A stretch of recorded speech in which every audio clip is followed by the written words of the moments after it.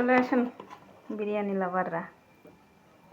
আমি রান্না করতে করতে আমার এখন আর ভালো লাগে না, বুঝছেন? পোলাও বিরিয়ানি এসব এখন আর ভালো লাগে না, কিন্তু উপায় নেই, রান্না তো করাই লাগবে।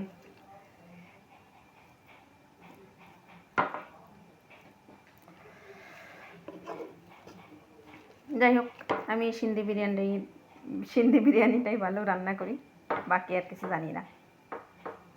এটারই ডিমান্ড বেশি পাকিস্তানি ঘরে সব। নিচে লেগে গেছে, তাই আবার উঠে আসছে, দেখছো?